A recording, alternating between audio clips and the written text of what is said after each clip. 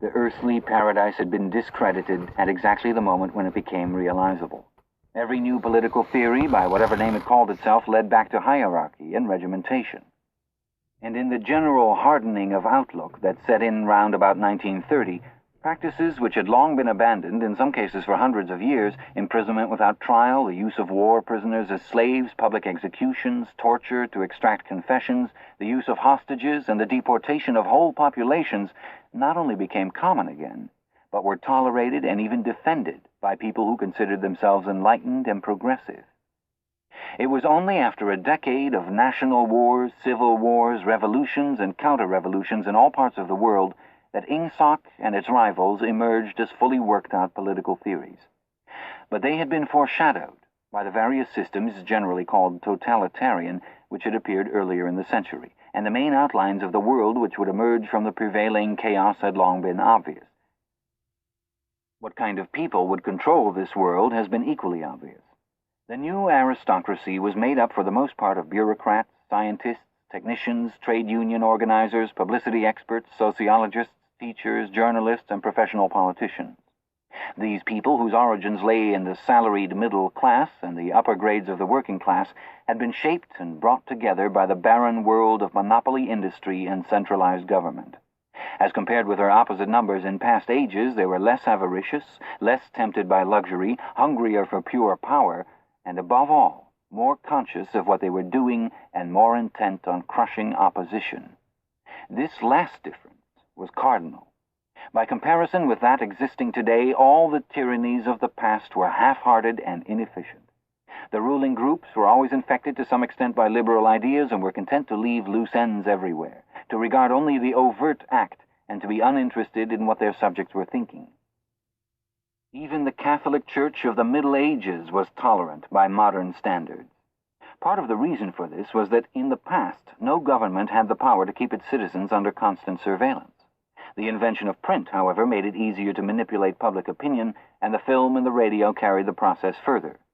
With the development of television and the technical advance which made it possible to receive and transmit simultaneously on the same instrument, private life came to an end.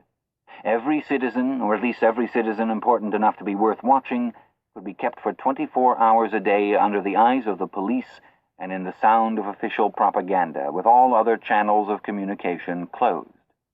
The possibility of enforcing not only complete obedience to the will of the state, but complete uniformity of opinion on all subjects now existed for the first time. After the revolutionary period of the 50s and 60s, society regrouped itself, as always, into high, middle, and low. But the new high group, unlike all its forerunners, did not act upon instinct, but knew what was needed to safeguard its position. It had long been realized that the only secure basis for oligarchy is collectivism. Wealth and privilege are most easily defended when they are possessed jointly. The so-called abolition of private property, which took place in the middle years of the century, meant, in effect, the concentration of property in far fewer hands than before, but with this difference, that the new owners were a group instead of a mass of individuals. Individually, no member of the party owns anything except petty personal belongings. Collectively, the party owns everything in Oceania, because it controls everything and disposes of the products as it thinks fit. In the years following the revolution, it was able to step into this commanding position almost unopposed, because the whole process was represented as an act of collectivization. It had always been assumed that if the capitalist class were expropriated, socialism must follow. And unquestionably, the capitalists had been expropriated. Factories, mines, land, houses, transport, everything had been taken away from them. And since these things were no longer private property, it followed that they must be public property. Ingsoc, which grew out of the earlier socialist movement and inherited its phraseology, has in fact carried out the main item in the socialist program, with the result, foreseen and intended beforehand, that economic inequality has been made permanent. But the problems of perpetuating a hierarchical society go deeper than this. There are only 4 ways in which a ruling group can fall from power.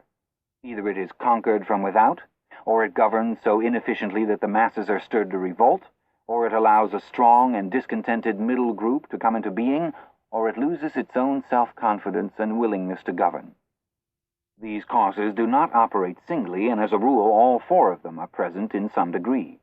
A ruling class which could guard against all of them would remain in power permanently. Ultimately, the determining factor is the mental attitude of the ruling class itself. After the middle of the present century, the first danger had, in reality, disappeared.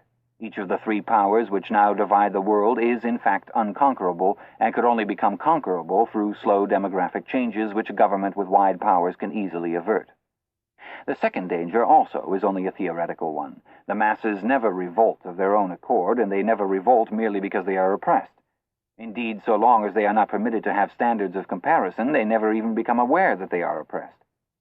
The recurrent economic crises of past times were totally unnecessary, and are not now permitted to happen. But other and equally large dislocations can and do happen without having political results, because there is no way in which discontent can become articulate. As for the problem of overproduction, which has been latent in our society since the development of machine technique, it is solved by the device of continuous warfare, see Chapter 3, which is also useful in keying up public morale to the necessary pitch. From the point of view of our present rulers, therefore, the only genuine dangers are the splitting off of a new group of able, underemployed, power-hungry people, and the growth of liberalism and skepticism in their own ranks. The problem, that is to say, is educational. It is a problem of continuously molding the consciousness both of the directing group and of the larger executive group that lies immediately below it. The consciousness of the masses needs only to be influenced in a negative way. Given this background, one could infer, if one did not know it already, the general structure of oceanic society. At the apex of the pyramid comes Big Brother. Big Brother is infallible and all-powerful. Every success, every achievement, every victory, every scientific discovery, all knowledge, all wisdom, all happiness, all virtue are held to issue directly from his leadership and inspiration. Nobody has ever seen Big Brother. He is a face on the hoardings, a voice on the telescreen. We may be reasonably sure that he will never die, and there is already considerable uncertainty as to when he was born. Big Brother is the guise in which the party chooses to exhibit itself to the world. His function is to act as a focusing point for love, fear, and reverence, emotions which are more easily felt toward an individual than toward an organization. Below Big Brother comes the inner party, its numbers limited to 6 million, or something less than 2% of the population of Oceania.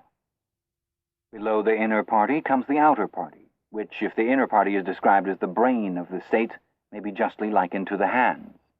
Below that come the dumb masses whom we habitually refer to as the proles, numbering perhaps 85% of the population. In the terms of our earlier classification, the proles are the low, for the slave populations of the equatorial lands who pass constantly from conqueror to conqueror are not a permanent or necessary part of the structure. In principle, membership in these three groups is not hereditary. The child of inner party parents is in theory not born into the inner party.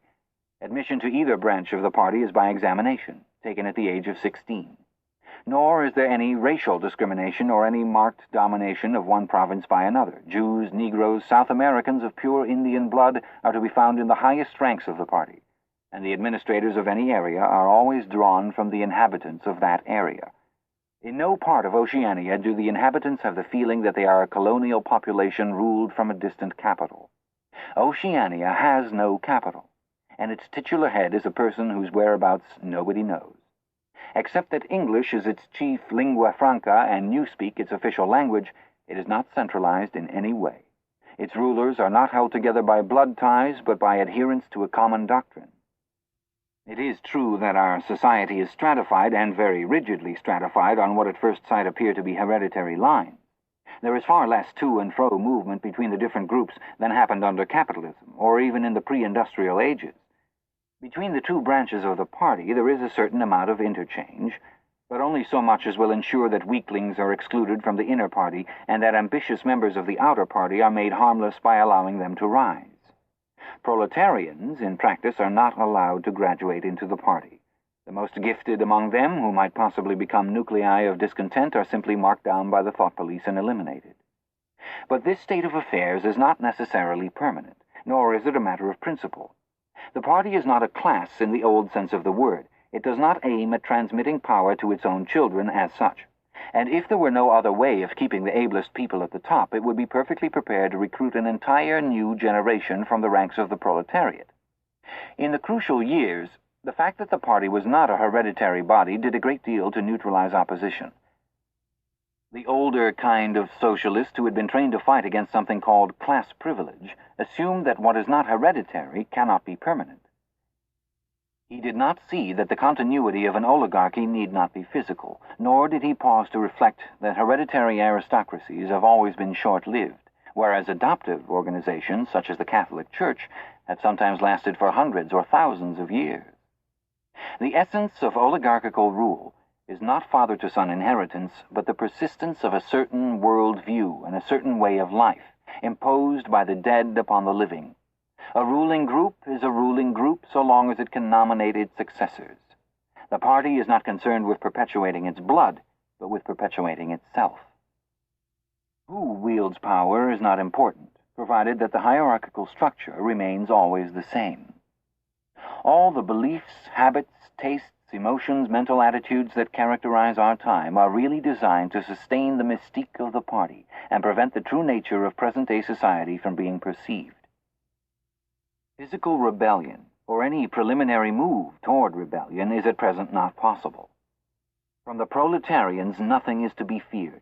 Left to themselves, they will continue from generation to generation and from century to century, working, breeding, and dying, not only without any impulse to rebel, but without the power of grasping that the world could be other than it is. They could only become dangerous if the advance of industrial technique made it necessary to educate them more highly. But since military and commercial rivalry are no longer important, the level of popular education is actually declining. What opinions the masses hold or do not hold is looked on as a matter of indifference. They can be granted intellectual liberty because they have no intellect. In a party member, on the other hand, not even the smallest deviation of opinion on the most unimportant subject can be tolerated. A party member lives from birth to death under the eye of the thought police. Even when he is alone, he can never be sure that he is alone. Wherever he may be, asleep or awake, working or resting, in his bath or in bed, he can be inspected without warning and without knowing that he is being inspected. Nothing that he does is indifferent. His friendships, his relaxations, his behavior towards his wife and children, the expression of his face when he is alone, the words he mutters in sleep, even the characteristic movements of his body are all jealously scrutinized. Not only any actual misdemeanor, but any eccentricity, however small, any change of habits, any nervous mannerism that could possibly be the symptom of an inner struggle is certain to be detected. He has no freedom of choice in any direction whatever. On the other hand, his actions are not regulated by law or by any clearly formulated code of behavior. In Oceania, there is no law. Thoughts and actions which, when detected, mean certain death are not formally forbidden. And the endless purges, arrests, tortures, imprisonments, and vaporizations are not inflicted as punishment for crimes which have actually been committed, but are merely the wiping out of persons who might perhaps commit a crime at some time in the future. A party member is required to have not only the right opinions, but the right instincts. Many of the beliefs and attitudes demanded of him are never plainly stated, and could not be stated without laying bare the contradictions inherent in Ingsoc. If he is a person naturally orthodox, in newspeak a good thinker, he will in all circumstances know, without taking thought, what is the true belief or the desirable emotion. But in any case, an elaborate mental training, undergone in childhood in grouping itself round the newspeak words crime stop, black-white, and doublethink, makes him unwilling and unable to think too deeply on any subject whatever. A party member is expected to have no private emotions and no respites from enthusiasm. He is supposed to live in a continuous frenzy of hatred of foreign enemies and internal traitors, triumph over victories, and self-abasement before the power and wisdom of the party. The discontents produced by his bare, unsatisfying life are deliberately turned outwards and dissipated by such devices as the 2 minutes hate, and the speculations which might possibly induce a skeptical or rebellious attitude are killed in advance by his early acquired inner discipline. The first and simplest stage in the discipline, which can be taught even to young children, is called, in newspeak, crime stop. Crime stop means the faculty of stopping short, as though by instinct, at the threshold of any dangerous thought. It includes the power of not grasping analogies, of failing to perceive logical errors, of misunderstanding the simplest arguments if they are inimical to Ingsoc, and of being bored or repelled by any train of thought which is capable of leading in a heretical direction. Crime Stop, in short, means protective stupidity. But stupidity is not enough. On the contrary, orthodoxy, in the full sense, demands a control over one's own mental processes as complete as that of a contortionist over his body. Oceanic society rests ultimately on the belief that Big Brother is omnipotent and that the party is infallible. But since in reality Big Brother is not omnipotent and the party is not infallible, there is a need for an unwearying moment-to-moment flexibility in the treatment of facts. The key word here is black-white. Like so many newspeak words, this word has two mutually contradictory meanings. Applied to an opponent, it means the habit of impudently claiming that black is white, in contradiction of the plain facts. Applied to a party member, it means a loyal willingness to say that black is white when party discipline demands this. But it means also the ability to believe that black is white, and more, to know that black is white, and to forget that one has ever believed the contrary. This demands a continuous alteration of the past, made possible by the system of thought which really embraces all the rest, and which is known in newspeak as doublethink. The alteration of the past is necessary for two reasons, one of which is subsidiary and, so to speak, precautionary. The subsidiary reason is that the party member, like the proletarian, tolerates present-day conditions partly because he has no standards of comparison. He must be cut off from the past, just as he must be cut off from foreign countries, because it is necessary for him to believe that he is better off than his ancestors and that the average level of material comfort is constantly rising. But by far the more important reason for the readjustment of the past is the need to safeguard the infallibility of the party. It is not merely that speeches, statistics, and records of every kind must be constantly brought up to date in order to show that the predictions of the party were in all cases right. It is also that no change of doctrine or in political alignment can ever be admitted, for to change one's mind, or even one's policy, is a confession of weakness. If, for example, Eurasia or East Asia, whichever it may be, is the enemy today, then that country must always have been the enemy. And if the facts say otherwise, then the facts must be altered. Thus, history is continuously rewritten. This day-to-day falsification of the past, carried out by the Ministry of Truth, is as necessary to the stability of the regime as the work of repression and espionage carried out by the Ministry of Love. The mutability of the past is the central tenet of Ingsoc. Past events, it is argued, have no objective existence, but survive only in written records and in human memories. The past is whatever the records and the memories agree upon. And since the party is in full control of all records, and in equally full control of the minds of its members, it follows that the past is whatever the party chooses to make it. It also follows that, though the past is alterable, it never has been altered in any specific instance. For when it has been recreated in whatever shape is needed at the moment, then this new version is the past, and no different past can ever have existed. This holds good even when, as often happens, the same event has to be altered out of recognition several times in the course of a year. At all times, the party is in possession of absolute truth, and clearly the absolute can never have been different from what it is now. It will be seen that the control of the past depends above all on the training of memory. To make sure that all written records agree with the orthodoxy of the moment is merely a mechanical act, but it is also necessary to remember that events happened in the desired manner. And if it is necessary to rearrange one's memories, or to tamper with written records, then it is necessary to forget that one has done so. The trick of doing this can be learned like any other mental technique. It is learned by the majority of party members, and certainly by all who are intelligent as well as orthodox. In old speak, it is called, quite frankly, reality control. In new speak, it is called doublethink, although doublethink comprises much else as well. Doublethink means the power of holding two contradictory beliefs in one's mind simultaneously and accepting both of them. The party intellectual knows in which direction his memories must be altered. He therefore knows that he is playing tricks with reality. But by the exercise of doublethink, he also satisfies himself that reality is not violated.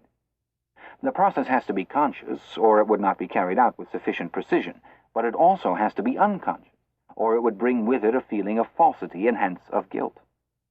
Doublethink lies at the very heart of Ingsoc, since the essential act of the party is to use conscious deception while retaining the firmness of purpose that goes with complete honesty. To tell deliberate lies while genuinely believing in them, to forget any fact that has become inconvenient, and then when it becomes necessary again to draw it back from oblivion for just so long as it is needed, to deny the existence of objective reality, and all the while to take account of the reality which one denies, all this is indispensably necessary. Even in using the word doublethink, it is necessary to exercise doublethink. For by using the word, one admits that one is tampering with reality. By a fresh act of doublethink, one erases this knowledge, and so on, indefinitely, with the lie always one leap ahead of the truth. Ultimately, it is by means of doublethink that the party has been able, and may, for all we know, continue to be able for thousands of years, to arrest the course of history. All past oligarchies have fallen from power either because they ossified or because they grew soft. Either they became stupid and arrogant, failed to adjust themselves to changing circumstances and were overthrown, or they became liberal and cowardly, made concessions when they should have used force, and once again were overthrown. They fell, that is to say, either through consciousness or through unconsciousness. It is the achievement of the party to have produced a system of thought in which both conditions can exist simultaneously. And upon no other intellectual basis could the dominion of the party be made permanent. If one is to rule, and to continue ruling, one must be able to dislocate the sense of reality. For the secret of rulership is to combine a belief in one's own infallibility with the power to learn from past mistakes. It need hardly be said that the subtlest practitioners of doublethink are those who invented doublethink, and know that it is a vast system of mental cheating. In our society, those who have the best knowledge of what is happening are also those who are furthest from seeing the world as it is. In general, the greater the understanding, the greater the delusion. The more intelligent, the less sane. One clear illustration of this is the fact that war hysteria increases in intensity as one rises in the social scale. Those whose attitude toward the war is most nearly rational are the subject peoples of the disputed territories. To these people, the war is simply a continuous calamity which sweeps to and fro over their bodies like a tidal wave. Which side is winning is a matter of complete indifference to them. They are aware that a change of overlordship means simply that they will be doing the same work as before for new masters, who treat them in the same manner as the old ones. The slightly more favored workers, whom we call the proles, are only intermittently conscious of the war. When it is necessary, they can be prodded into frenzies of fear and hatred, but when left to themselves, they are capable of forgetting for long periods that the war is happening. It is in the ranks of the party, and above all of the inner party, that the true war enthusiasm is found. World conquest is believed in most firmly by those who know it to be impossible. This peculiar linking together of opposites, knowledge with ignorance, cynicism with fanaticism, is one of the chief distinguishing marks of oceanic society. The official ideology abounds with contradictions, even when there is no practical reason for them. Thus, the party rejects and vilifies every principle for which the socialist movement originally stood, and it chooses to do this in the name of socialism. It preaches a contempt for the working class unexampled for centuries past, and it dresses its members in a uniform which was at one time peculiar to manual workers and was adopted for that reason. It systematically undermines the solidarity of the family, and it calls its leader by a name which is a direct appeal to the sentiments of family loyalty. Even the names of the four ministries by which we are governed exhibit a sort of impudence in their deliberate reversal of the facts. The Ministry of Peace concerns itself with war, the Ministry of Truth with lies, the Ministry of Love with torture, and the Ministry of Plenty with starvation. These contradictions are not accidental, nor do they result from ordinary hypocrisy. They are deliberate exercises in doublethink. For it is only by reconciling contradictions that power can be retained indefinitely. In no other way could the ancient cycle be broken. If human equality is to be forever averted, if the high, as we have called them, are to keep their places permanently, then the prevailing mental condition must be controlled insanity. But there is one question which until this moment we have almost ignored. It is, why should human equality be averted? Supposing that the mechanics of the process have been rightly described, what is the motive for this huge, accurately planned effort to freeze history at a particular moment of time. Here we reach the central secret. As we have seen, the mystique of the party, and above all of the inner party, depends upon doublethink. But deeper than this lies the original motive, the never-questioned instinct that first led to the seizure of power and brought doublethink, the thought police, continuous warfare, and all the other necessary paraphernalia into existence afterwards. This motive really consists... Winston became aware of silence, as one becomes aware of a new sound. It seemed to him that Julia had been very still for some time past. She was lying on her side, naked from the waist upwards, with her cheek pillowed on her hand and one dark lock tumbling across her eyes. Her breasts rose and fell slowly and regularly. "Julia." No answer.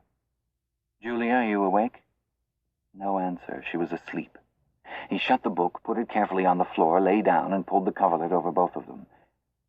He had still, he reflected, not learned the ultimate secret. He understood how. He did not understand why. Chapter 1, like Chapter 3, had not actually told him anything that he did not know. It had merely systematized the knowledge that he possessed already. But after reading it, he knew better than before that he was not mad. Being in a minority, even a minority of one, did not make you mad. There was truth, and there was untruth, and if you clung to the truth, even against the whole world, you were not mad. A yellow beam from the sinking sun slanted in through the window and fell across the pillow. He shut his eyes.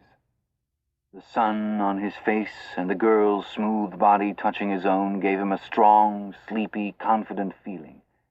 He was safe. Everything was all right. He fell asleep murmuring, "Sanity is not statistical," with the feeling that this remark contained in it a profound wisdom. Chapter 10.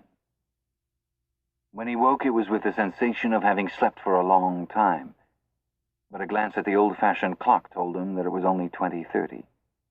He lay dozing for a little while. Then the usual deep-lunged singing strung up from the yard below. "It was only an hopeless fancy, it passed like an April dye, but a look and a word and the dreams they stirred, they have stolen my heart away." The driveling song seemed to have kept its popularity. You still heard it all over the place. It had outlived the hate song. Julia woke at the sound, stretched herself luxuriously, and got out of bed. "I'm hungry," she said. "Let's make some more coffee." "Damn, the stove's gone out and the water's cold." She picked the stove up and shook it. "There's no oil in it." "We can get some from old Charrington, I expect." "The funny thing is, I made sure it was full." "I'm going to put my clothes on," she added. "It seems to have got colder." Winston also got up and dressed himself. The indefatigable voice sang on. "They say that time heals all things. They say you can always forget. But the smiles and the tears across the years, they twist my heartstrings yet." As he fastened the belt of his overalls, he strolled across to the window. The sun must have gone down behind the houses. It was not shining into the yard any longer. The flagstones were wet, as though they had just been washed, and he had the feeling that the sky had been washed too, so fresh and pale was the blue between the chimney pots. Tirelessly, the woman marched to and fro, corking and uncorking herself, singing and fallen silent, and pegging out more diapers, and more, and yet more. He wondered whether she took in washing for a living, or was merely the slave of 20 or 30 grandchildren. Julia had come across to his side. Together they gazed down with a sort of fascination at the sturdy figure below. As he looked at the woman in her characteristic attitude, her thick arms reaching up for the line, her powerful mare-like buttocks protruded, it struck him for the first time that she was beautiful. It had never before occurred to him that the body of a woman of 50, blown up to monstrous dimensions by childbearing, then hardened, roughened by work till it was coarse in the grain like an overripe turnip, would be beautiful. But it was so. And after all, he thought, why not? The solid, contourless body like a block of granite, and the rasping red skin bore the same relation to the body of a girl as the rose hip to the rose. Why should the fruit be held inferior to the flower? "She's beautiful," he murmured. "She's a meter across the hips, easily," said Julia. "That is her style of beauty," said Winston. He held Julia's supple waist, easily encircled by his arm. From the hip to the knee, her flank was against his. Out of their bodies, no child would ever come. That was the one thing they could never do. Only by word of mouth, from mind to mind, could they pass on the secret. The woman down there had no mind. She had only strong arms, a warm heart, and a fertile belly. He wondered how many children she had given birth to. It might easily be 15. She had had her momentary flowering, a year perhaps of wild rose beauty, and then she had suddenly swollen like a fertilized fruit and grown hard and red and coarse, and then her life had been laundering, scrubbing, darning, cooking, sweeping, polishing, mending, scrubbing, laundering, first for children, then for grandchildren, over 30 unbroken years. At the end of it, she was still singing. The mystical reverence that he felt for her was somehow mixed up with the aspect of the pale, cloudless sky stretching away behind the chimney pots into interminable distances. It was curious to think that the sky was the same for everybody, in Eurasia or East Asia as well as here. And the people under the sky were also very much the same, everywhere, all over the world. Hundreds or thousands of millions of people just like this, people ignorant of one another's existence, held apart by walls of hatred and lies, and yet almost exactly the same. People who had never learned to think, but were storing up in their hearts and bellies and muscles the power that would one day overturn the world.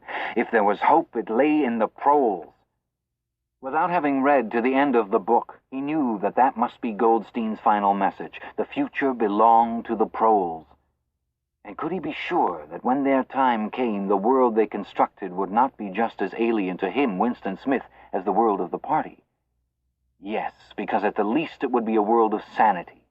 Where there is equality, there can be sanity. Sooner or later it would happen. Strength would change into consciousness. The proles were immortal. You could not doubt it when you looked at that valiant figure in the yard. In the end, their awakening would come. And until that happened, though it might be 1,000 years, they would stay alive against all the odds, like birds, passing on from body to body the vitality which the party did not share and could not kill. "Do you remember," he said, "the thrush that sang to us that first day at the edge of the wood?" "He wasn't singing to us," said Julia. "He was singing to please himself. Not even that, he was just singing." The birds sang, the proles sang, the party did not sing. All round the world, in London and New York, in Africa and Brazil, and in the mysterious forbidden lands beyond the frontiers, in the streets of Paris and Berlin, in the villages of the endless Russian plain, in the bazaars of China and Japan, everywhere stood the same solid, unconquerable figure, made monstrous by work and childbearing, toiling from birth to death, and still singing. Out of those mighty loins a race of conscious beings must one day come. You were the dead, theirs was the future. But you could share in that future if you kept alive the mind as they kept alive the body, and passed on the secret doctrine that 2 + 2 make 4. "We are the dead," he said. "We are the dead," echoed Julia dutifully. "You are the dead," said an iron voice behind them. They sprang apart. Winston's entrails seemed to have turned into ice. He could see the white all round the irises of Julia's eyes. Her face had turned a milky yellow. The smear of rouge that was still on each cheekbone stood out sharply, almost as though unconnected with the skin beneath. "You are the dead," repeated the iron voice. "It was behind the picture," breathed Julia. "It was behind the picture," said the voice. "Remain exactly where you are. Make no movement until you are ordered." It was starting. It was starting at last. They could do nothing except stand gazing into one another's eyes. To run for life, to get out of the house before it was too late, no such thought occurred to them. Unthinkable to disobey the iron voice from the wall. There was a snap, as though a catch had been turned back, and a crash of breaking glass. The picture had fallen to the floor, uncovering the telescreen behind it. "Now they can see us," said Julia. "Now we can see you," said the voice. "Stand out in the middle of the room. Stand back to back. Clasp your hands behind your heads. Do not touch one another." They were not touching, but it seemed to him that he could feel Julia's body shaking, or perhaps it was merely the shaking of his own. He could just stop his teeth from chattering, but his knees were beyond his control. There was a sound of trampling boots below, inside the house and outside. The yard seemed to be full of men. Something was being dragged across the stones. The woman's singing had stopped abruptly. There was a long, rolling clang as though the washtub had been flung across the yard, and then a confusion of angry shouts which ended in a yell of pain. "The house is surrounded," said Winston. "The house is surrounded," said the voice. He heard Julia snap her teeth together. "I suppose we may as well say goodbye," she said. "You may as well say goodbye," said the voice. And then another, quite different voice, a thin, cultivated voice, which Winston had the impression of having heard before, struck in. "And by the way, while we are on the subject, here comes a candle to light you to bed. Here comes a chopper to chop off your head." Something crashed on the bed behind Winston's back. The head of a ladder had been thrust through the window and had burst in the frame. Someone was climbing through the window. There was a stampede of boots up the stairs. The room was full of solid men in black uniforms with iron-shod boots on their feet and truncheons in their hands. Winston was not trembling any longer. Even his eyes he barely moved. One thing alone mattered: to keep still, and not give them an excuse to hit you. A man with a smooth prize-fighter's jowl, in which the mouth was only a slit, paused opposite him, balancing his truncheon meditatively between thumb and forefinger. Winston met his eyes. The feeling of nakedness with one's hands behind one's head and one's face and body all exposed was almost unbearable. The man protruded the tip of a white tongue, licked the place where his lips should have been, and then passed on. There was another crash. Someone had picked up the glass paperweight from the table and smashed it to pieces on the hearthstone. The fragment of coral, a tiny crinkle of pink, like a sugar rosebud from a cake, rolled across the mat. How small, thought Winston, how small it always was. There was a gasp and a thump behind him, and he received a violent kick on the ankle which nearly flung him off his balance. One of the men had smashed his fist into Julia's solar plexus, doubling her up like a pocket ruler. She was thrashing about on the floor, fighting for breath. Winston dared not turn his head even by a millimeter, but sometimes her livid, gasping face came within the angle of his vision. Even in his terror, it was as though he could feel the pain in his own body, the deadly pain, which nevertheless was less urgent than the struggle to get back her breath. He knew what it was like, the terrible, agonizing pain, which was there all the while but could not be suffered yet, because before all else it was necessary to be able to breathe. Then two of the men hoisted her up by knees and shoulders and carried her out of the room like a sack. Winston had a glimpse of her face, upside down, yellow and contorted, with the eyes shut, and still with a smear of rouge on either cheek, and that was the last he saw of her. He stood dead still. No one had hit him yet. Thoughts which came of their own accord but seemed totally uninteresting began to flit through his mind. He wondered whether they had got Mr. Charrington. He wondered what they had done to the woman in the yard. He noticed that he badly wanted to urinate and felt a faint surprise because he had done so only 2 or 3 hours ago. He noticed that the clock on the mantelpiece said 9, meaning 21. But the light seemed too strong. Would not the light be fading at 21 hours on an August evening? He wondered whether, after all, he and Julia had mistaken the time, had slept the clock round and thought it was 20:30 when really it was not 8:30 on the following morning. But he did not pursue the thought further. It was not interesting.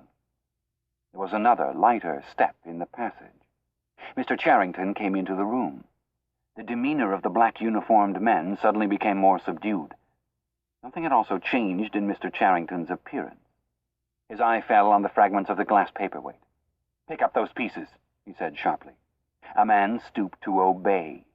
The Cockney accent had disappeared. Winston suddenly realized whose voice it was that he had heard a few moments ago on the telescreen. Mr. Charrington was still wearing his old velvet jacket, but his hair, which had been almost white, had turned black. Also, he was not wearing his spectacles. He gave Winston a single sharp glance, as though verifying his identity, and then paid no more attention to him. He was still recognizable, but he was not the same person any longer. His body had straightened and seemed to have grown bigger. His face had undergone only tiny changes that had nevertheless worked a complete transformation. The black eyebrows were less bushy, the wrinkles were gone, the whole lines of the face seemed to have altered, even the nose seemed shorter. It was the alert, cold face of a man of about 35. It occurred to Winston that for the first time in his life he was looking, with knowledge, at a member of the thought police. Part 3. He did not know where he was. Presumably he was in the Ministry of Love, but there was no way of making certain. He was in a high-ceilinged, windowless cell with walls of glittering white porcelain. Concealed lamps flooded it with cold light, and there was a low, steady humming sound which he supposed had something to do with the air supply. A bench or shelf just wide enough to sit on ran round the wall, broken only by the door, and at the end opposite the door a lavatory pan with no wooden seat. There were 4 telescreens, one in each wall. There was a dull aching in his belly. It had been there ever since they had bundled him into the closed van and driven him away. But he was also hungry, with a gnawing, unwholesome kind of hunger. It might be 24 hours since he had eaten, it might be 36. He still did not know, probably never would know, whether it had been morning or evening when they arrested him. Since he was arrested, he had not been fed. He sat as still as he could on the narrow bench, with his hands crossed on his knee. He had already learned to sit still. If you made unexpected movements, they yelled at you from the telescreen. But the craving for food was growing upon him. What he longed for above all was a piece of bread. He had an idea that there were a few breadcrumbs in the pocket of his overalls. It was even possible, he thought this because from time to time something seemed to tickle his leg, that there might be a sizable bit of crust there. In the end, the temptation to find out overcame his fear. He slipped a hand into his pocket. "Smith," yelled a voice from the telescreen. 6079 Smith W. Hands out of pockets in the cells. He sat still again, his hands crossed on his knee. Before being brought here, he had been taken to another place, which must have been an ordinary prison or a temporary lockup used by the patrols. He did not know how long he had been there. Some hours, at any rate. With no clocks and no daylight, it was hard to gauge the time. It was a noisy, evil-smelling place. They had put him into a cell similar to the one he was in now, but filthily dirty and at all times crowded by 10 or 15 people. The majority of them were common criminals, but there were a few political prisoners among them. He had sat silent against the wall, jostled by dirty bodies, too preoccupied by fear and the pain in his belly to take much interest in his surroundings, but still noticing the astonishing difference in demeanor between the party prisoners and the others. The party prisoners were always silent and terrified, but the ordinary criminals seemed to care nothing for anybody. They yelled insults at the guards, fought back fiercely when their belongings were impounded, wrote obscene words on the floor, ate smuggled food which they produced from mysterious hiding places in their clothes, and even shouted down the telescreen when it tried to restore order. On the other hand, some of them seemed to be on good terms with the guards, called them by nicknames, and tried to wheedle cigarettes through the spy hole in the door. The guards, too, treated the common criminals with a certain forbearance, even when they had to handle them roughly. There was much talk about the forced labor camps to which most of the prisoners expected to be sent. It was all right in the camps, he gathered, so long as you had good contacts and knew the ropes. There were bribery, favoritism, and racketeering of every kind. There were homosexuality and prostitution. There was even illicit alcohol distilled from potatoes. The positions of trust were given only to the common criminals, especially the gangsters and the murderers, who formed a sort of aristocracy. All the dirty jobs were done by the politicals.